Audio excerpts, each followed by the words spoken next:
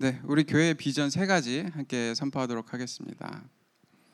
말씀과 성령과 삶이 일치되는 교회, 우리 서로 함께 사랑하며 변해가는 교회, 하나님의 지혜와 능력을 나타내는 킹덤 빌더를 세우는 교회. 네, 오늘은 지난 시간에 이어서 사무엘서를 나누려고 합니다. 지난 시간에는 사무엘의 어머니인 한나의 기도와 그 믿음에 대해서 나눴습니다. 한나는 자식을 원했지만은 그 자식 자체를 원한 것이 아니라 사실 그 깊은 마음 속에는 하나님이 내 삶에 개입하시고 하나님께서 내 주인 되어 주시고 그것을 가장 바랬습니다. 그렇기 때문에 그렇게 어렵게 얻은 자식을 하나님께 바칠 수 있었고 그 서원하는 기도를 할 수 있었던 것입니다. 하나님께서는 그 마음을 정말 기쁘게 받으시고 또 사무엘을 주셨을 뿐더러 더 넘치는 축복, 정말 많은 자녀의 축복까지도 내려주셨습니다. 그리고 사무엘에게도 정말 가장 아름다운 그 하나님의 계획의 예비자로 사용하셨죠. 또 하나님께서 그렇게 말씀하셨어요. 여호와께서 그와 함께 계셔서 그의 말이 하나도 땅에 떨어지지 않게 하셨다. 사무엘을 이렇게 아름답게 사용하셨습니다. 오늘은 그 사무엘이 있었던 곳, 그 엘리 제사장과 그 자녀들을 통해서 하나님의 뜻과 또 죄가 무엇인지 우리가 함께 좀 보기를 원합니다. 엘리 제사장은 아론 지파의 직계입니다. 그러니까 아론부터 해서 쭉 내려오는 대제사장의 직분을 감당하던 집안이었습니다. 엘리 역시도 그 직분을 감당을 해서 굉장히 성실하게 40년 동안이나 대제사장의 직분을 감당해 왔습니다. 근데 문제는 그 아들들이었어요. 엘리에게는 두 아들들이 있었는데 그 아들들도 당연히 어렸을 때부터 제사장의 임무를 수행했고 모든 제사를 주관하고 그렇게 했습니다. 우리 사무엘서 2장 12절에서 17절까지 함께 읽겠습니다. 네. 그 제사장들이 백성에게 행하는 관습은 이러하니 곧 어떤 사람이 제사를 드리고 그 고기를 삶을 때 제사장의 사환이 손에 새 갈고리를 가지고 와서 그것으로 냄비에나 솥에나 큰 솥에나 가마에 찔러 넣어 갈고리에 걸려 나오는 것은 제사장이 자기 것으로 가지되 실로에서 그곳에 온 모든 이스라엘 사람에게 이같이 할 뿐이 아니라 기름을 태우기 전에도 제사장의 사환이 와서 제사를 드리는 사람에게 이르기를 제사장에게 구워드릴 고기를 내라. 그가 내게 삶은 고기를 원하지 아니하고 날 것을 원하신다 하다가 그 사람이 이르기를 반드시 먼저 기름을 태운 후에 내 마음에 원하는 대로 가지라 하면 그가 말하기를 아니라 지금 내게 내라. 그렇지 아니하면 내가 억지로 빼앗으리라 하였으니 이 소년들의 죄가 여호와 앞에 심히 크면 그들이 여호와의 제사를 멸시함이었더라. 엘리의 두 아들들은 계속 엘리와 마찬가지로 제사장의 일을 해왔었고 그냥 그게 익숙한 사람들이에요. 그 제사를 지내고 이렇게 하는 모든 행위들이 그냥 너무 익숙한 사람들인 거예요. 이 이스라엘의 제사는 제사장을 위한 몫이 따로 있었습니다. 제사의 종류도 뭐 굉장히 많고 그래서 이걸 뭐 다 얘기할 수는 없지만 어쨌든 우리가 생각하는 것 이상으로 굉장히 풍족한 것들을 제사장이 받았습니다. 그리고 가장 좋은 것을 하나님께 드리기 때문에 어떻게 보면 이스라엘에서 제일 귀한 것, 좋은 것들을 이 제사장들이 누리면서 살았다고 할 수 있는 것입니다. 근데 이 제사장의 분깃, 제사장이 받는 거의 가장 핵심은 정결한 자여야 한다는 것입니다. 가장 좋은 것을 누리고 살 수 있지만 하나님 앞에 누구보다 바로 서야 되고 정결함을 유지했을 때 하나님께서 주시는 은혜인 것입니다. 근데 엘리의 아들들은 그냥 너무 익숙하다 보니까 이게 당연한 거라고 생각을 했습니다. 본인들의 의무와 책임, 정결해야 될 것은 하지 않고 그냥 스스로를 특권층이라고 생각을 한 거야. 이건 당연히 내가 누리는 거고 내가 하는 일에 대해서 당연히 받는 거야 라고 생각을 한 것입니다. 내가 정결하게 하나님을 섬길 때 하나님께서 주시는 은혜일 뿐인데 그냥 아론의 핏줄만으로 나의 어떤 위치, 나의 그 지위만으로 당연하게도 나에게 주어지는 권리라고 생각을 한 것입니다. 그러니까 어차피 내 몫이고 내게 올 거니까 좀 더 편한 방법으로 나한테 더 좋은 것을 미리 챙긴 것입니다. 우리 이 제사에 대해서 민수기 18장 8절에서 11절까지인데요. 함께 읽도록 하겠습니다. 여호와께서 또 아론에게 이르시되 보라 내가 내 거제물 곧 이스라엘 자손이 거룩하게 한 모든 헌물을 내가 주관하게 하고 내가 기름 부음을 받았으므로 말미암아 그것을 너와 내 아들들에게 영구한 몫의 음식으로 주노라. 지성물 중에 불사르지 아니한 것은 내 것이라. 그들이 내게 드리는 모든 헌물의 모든 소제와 속죄제와 속건제물은 다 지극히 거룩한즉 너와 내 아들들에게 돌리리니 지극히 거룩하게 여김으로 먹으라. 이는 내게 성물인즉 남자들이 다 먹을지니라. 내게 돌릴 것은 이것이니 곧 이스라엘 자손이 드리는 그것을 너와 내 자녀에게 영구한 몫의 음식으로 주었은즉 내 집에 정결한 자마다 먹을 것이니라. 네, 그러니까 이 모든 어차피 고기들은 제사장의 몫입니다. 제사를 드리는 사람과 함께 나눠 먹기도 했지만 어쨌든 제사장의 몫인 거예요. 근데 엘리의 아들들은 이걸 넘어서서 내가 원하는 때에 내가 원하는 방식으로 가장 좋은 거를 먼저 가져가겠다. 그걸 원한 것입니다. 고기를 삶을 때 일단 한 덩어리를 가져가는 것도 모자라서 기름을 태우기도 전에 날고기 삶지 않은 그 고기를 내가 먼저 챙겨가겠다. 왜냐하면 어차피 내 건데 어차피 나한테 올 건데 기왕 먹는 거 좀 더 좋게 내가 원하는 방식대로 먹으면 안 되냐. 그런 생각을 하고 있는 것입니다. 오늘 이 엘리 제사장의 아들들 이 이야기는 그냥 뭐 먼 옛날의 이야기 아니면 뭐 제사장들 아니면 뭐 목회자들에게 해당되는 얘기가 아니라 바로 우리에게 해당되는 이야기입니다. 그러니까 일종의 모태신앙도 그렇고 관습적인 신앙 생활인 거죠. 관습적으로 그냥 늘 해오는 신앙 생활에 대한 이야기인 것입니다. 우리가 한 가지 예로 들 수 있는 것은 안식일을 지키는 거입니다. 하나님께서는 세상을 창조하시고 안식하셨습니다. 모든 것을 마치고 안식하셨고 우리도 역시 그 안식일을 지켜야 합니다. 물론 우리가 유대인들처럼 막 그렇게 유별나게 막 지켜야 되는 것은 아니지만 또 예수님께서 말씀하신 것처럼 아버지께서 일하시니 나도 일한다. 그 관점에서 정말 하나님의 영광을 위해서 하나님을 나타내기 위해서라면 얼마든지 일하는 것을 선택할 수도 있습니다. 저도 평소에 여러분들에게 계속 얘기하지만 뭐 중요한 약속이 있고 정말 오랜만에 만나는 친구가 있고 뭐 가족의 일이 있고 이러면 그 예배 시간 겹친다고 해서 막 무조건 예배를 지킬 것이 아니라 얼마든지 자유롭게 가라. 그곳에 가서 하나님의 사랑을 더 전할 수가 있고 그런 다음에 얼마든지 가라라고 얘기를 합니다. 난 교회 가야 돼서 못 만나 이렇게 유난을 떠는 것보다 그 사람을 만나서 하나님의 사랑을 전하고 나타내는 것이 훨씬 귀한 일이기 때문입니다. 직장에서도 마찬가지요. 근데 정말 중요한 것은 우리의 진짜 마음이 뭐냐는 거예요. 그 섬기는 마음으로 정말 내가 다른 곳에 가서 하나님을 나타내겠다. 그 마음으로 예배에 빠지는 건지 아니면 정말 그냥 내 편의에 따라서 조절할 수 있는 것으로 생각하는지요. 저도 정말 회개가 됐던 게 언젠가부터 예배를 마치고 나면 나머지는 내 시간이라고 생각을 하며 살고 있더라고요. 예배만 안 빠지고 잘 드리면 나머지는 내 시간이고 내 계획대로 내가 원하는 것을 하는 그런 날이라고 그런 날로 살고 있더라고요. 이게 사실은 엘리의 아들들과 다를 게 없는 거죠. 우리 교회도 마찬가지예요. 요새 정말 그래도 많은 분들이 일찍 오시려고 노력을 하지만 여전히 예배에 늦으시는 분들 굉장히 많습니다. 늦을 수 있어요. 사정이 있을 수 있고.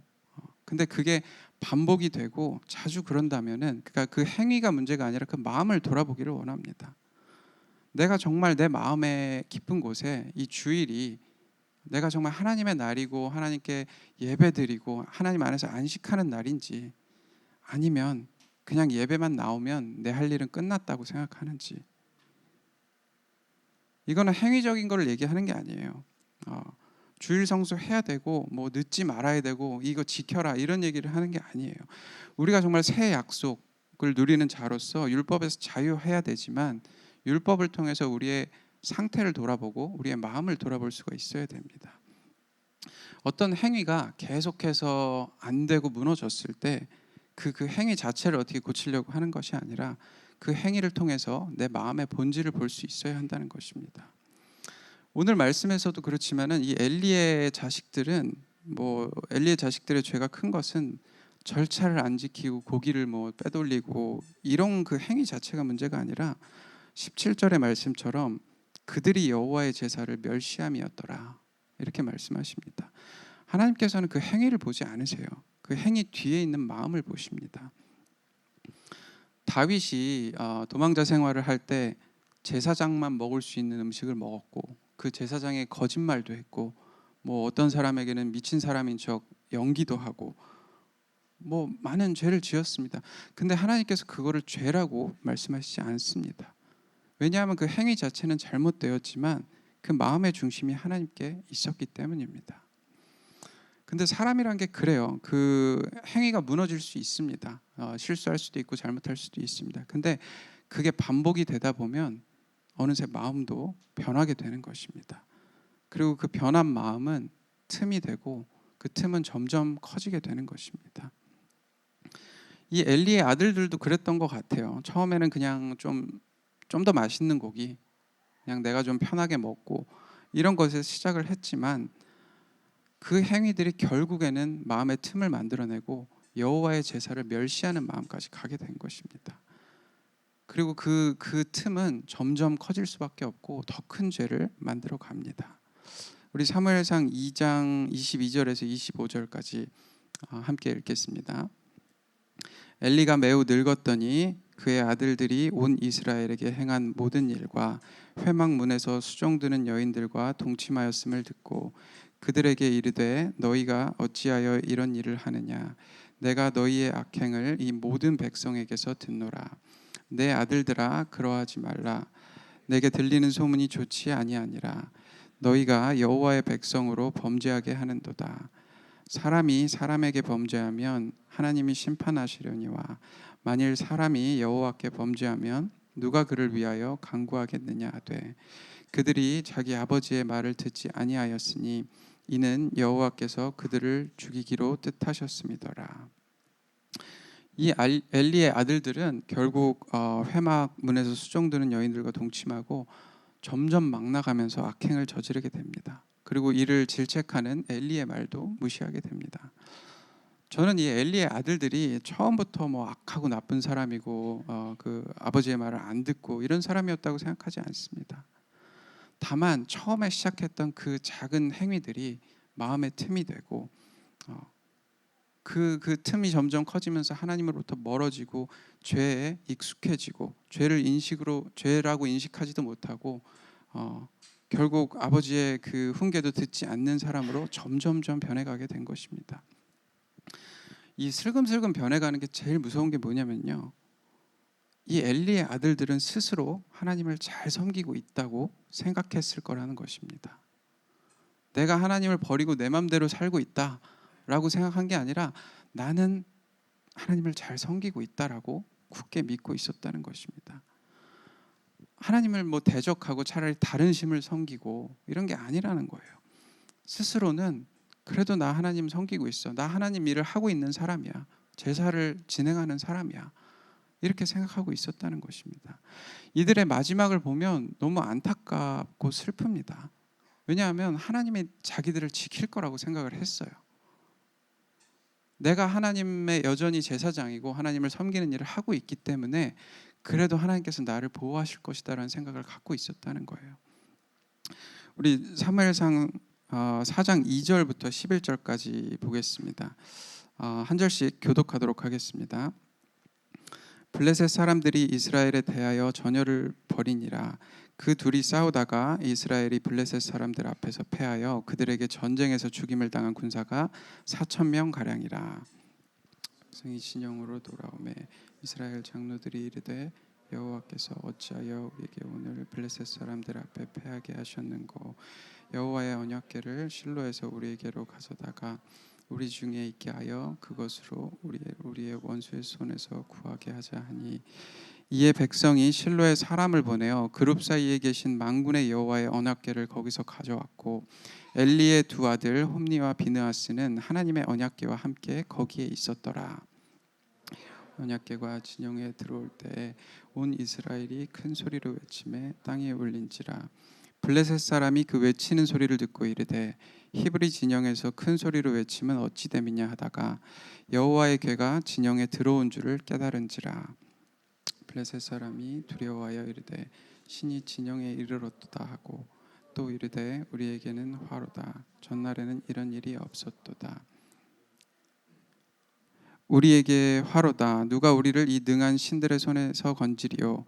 그들은 광야에서 여러 가지 재앙으로 애굽인을 친 신들이니라.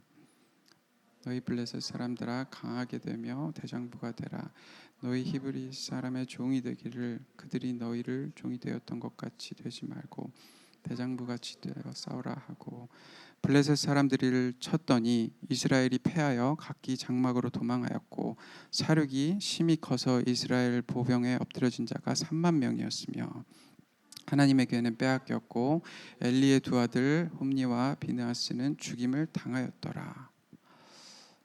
이스라엘이 블레셋과 전쟁 가운데 대패를 했습니다.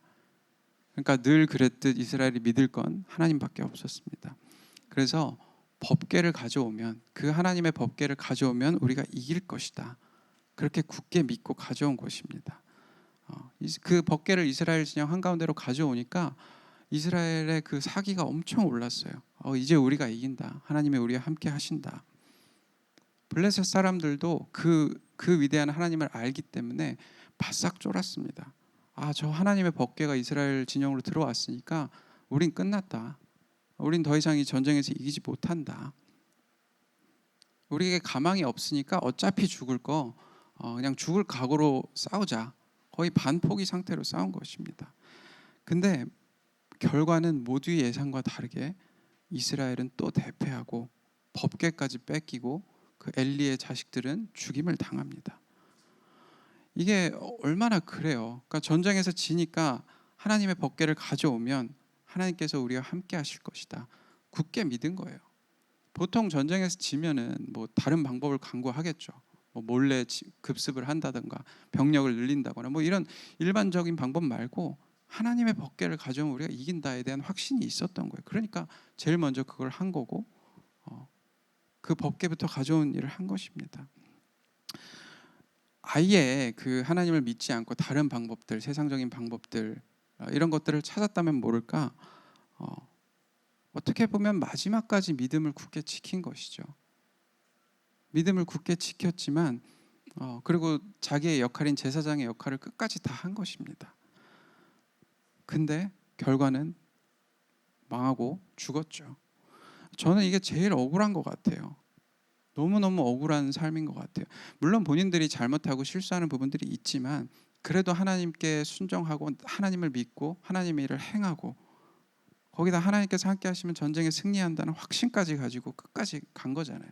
근데 결국은 이렇게 된 거죠. 사이비를 믿는 사람들도 마찬가지인 것 같아요. 본인들은 정말 뛰어난 믿음을 가지고 있습니다. 나는 구원받았고 나는 이미 뭐 영생을 얻었고 선택받은 자다. 굳게 믿으면서 살아가죠. 근데 현실은 그렇지 않잖아요. 이게 어떻게 보면 우리에게도 적용이 되는 부분이에요. 우리는 우리가 구원받았고 우리가 하나님의 자녀로서 잘 살아간다 이렇게 믿고 있지만 그거는 우리의 생각인 거고 우리의 생각은 중요하지 않습니다. 중요한 것은 하나님의 뜻이고 하나님의 생각입니다. 우리의 기준에서 내가 아무리 열심히 내가 온 힘을 다해 하나님을 믿는다고 해도 그거는 우리의 입장일 뿐이라는 거예요. 정말 중요한 것은 하나님의 뜻이고 하나님 그분 자체인 것입니다. 법궤에 하나님이 함께 하셨죠.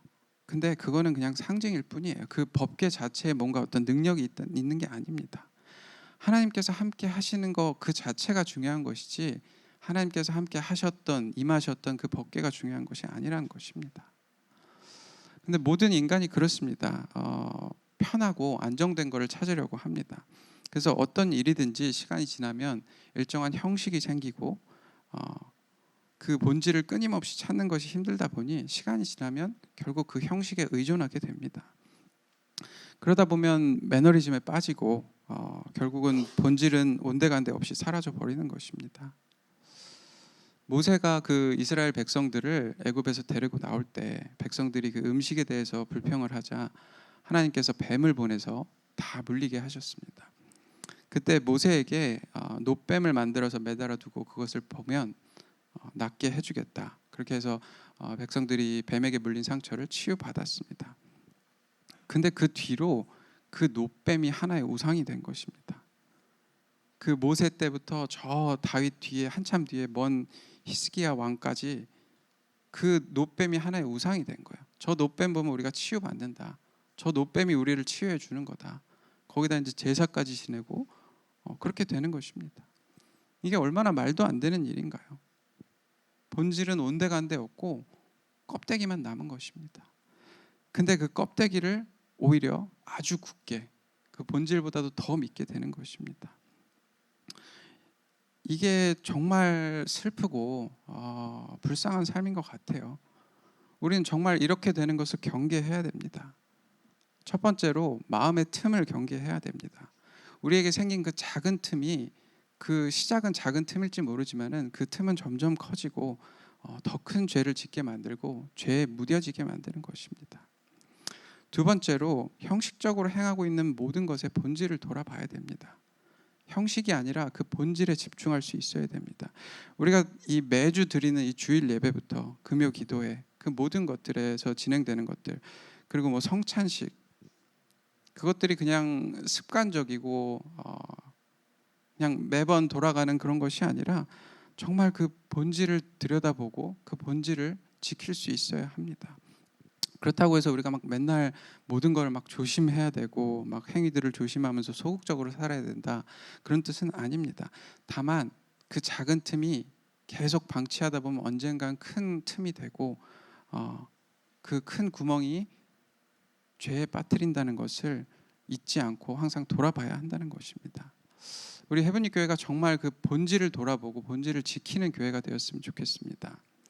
정말 매주의 예배 그리고 우리가 한 달에 한 번 하는 그 성찬식이 그냥 관습이 아니라 정말 예수님의 생명이 흐르는 우리가 새롭게 태어나는 시간이 되기를 예수 그리스도의 이름으로 선포합니다.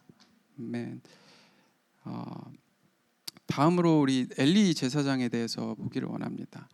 지난 시간에도 얘기했지만 엘리 제사장은 굉장히 부족함이 많은 사람이었습니다.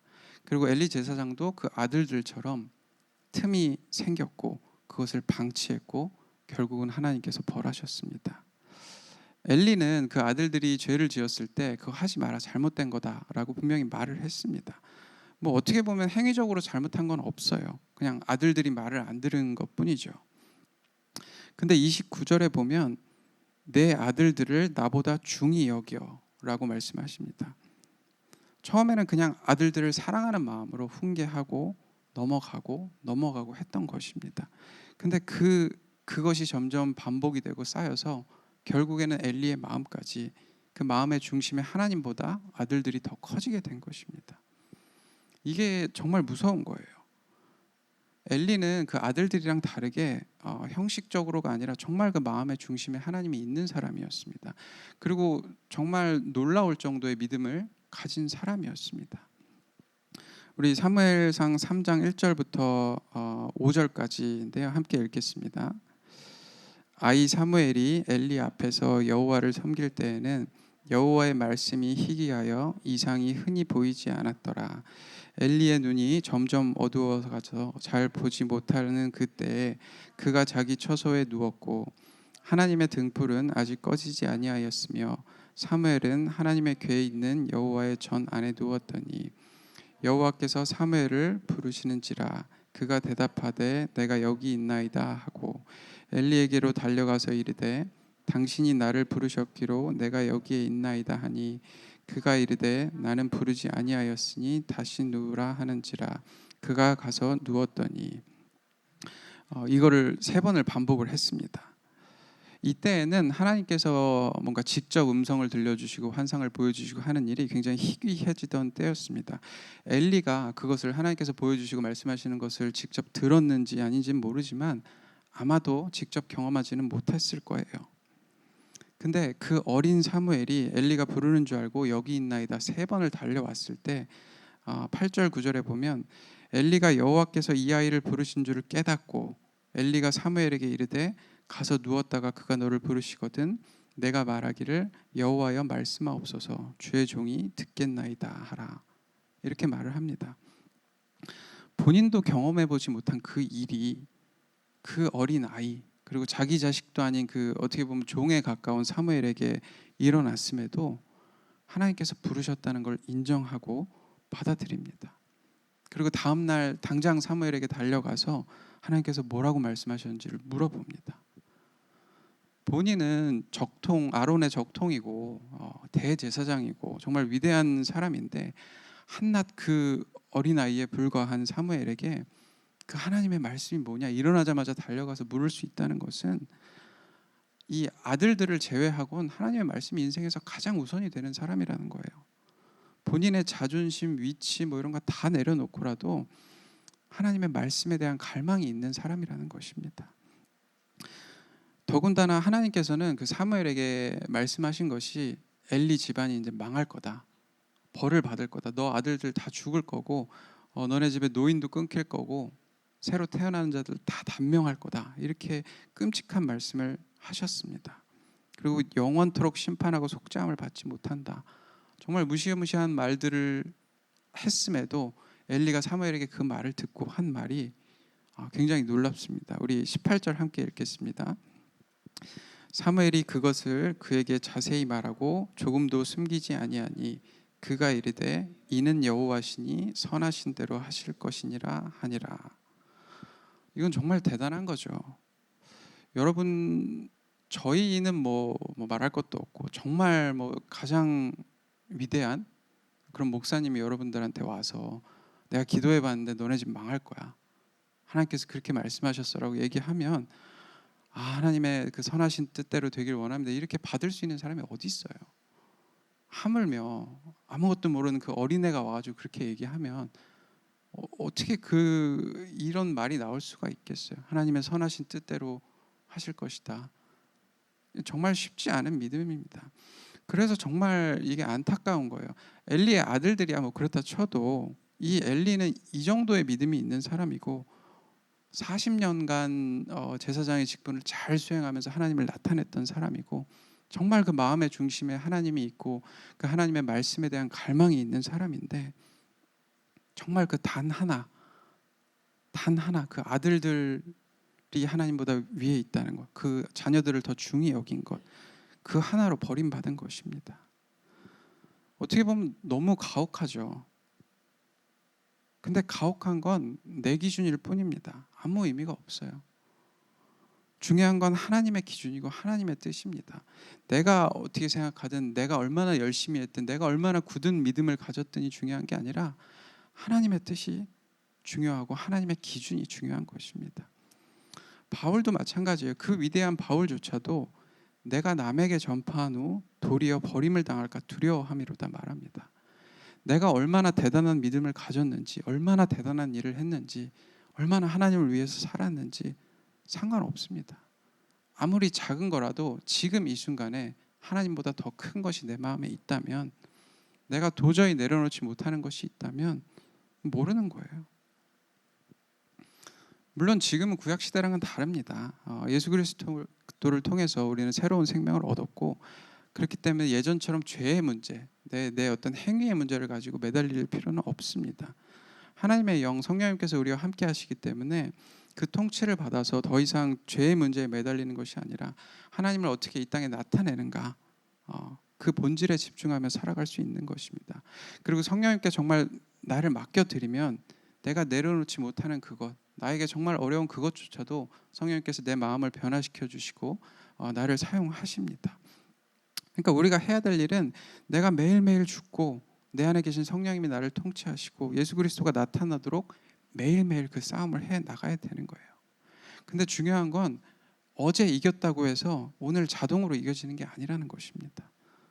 내가 정말 삶에서 큰 중요한 순간에 이 싸움에서 몇 번 승리했다고 해서 끝난 게 아니라는 거예요. 그건 이미 지난 싸움이고 어제의 싸움이고 오늘은 오늘의 싸움을 또 해 나가야 되는 것입니다. 매일매일 죽음을 경험하고 성령님께서 나타나시는 삶을 살아야 된다는 것입니다. 정말 우리가 그 마음을 가졌으면 좋겠습니다.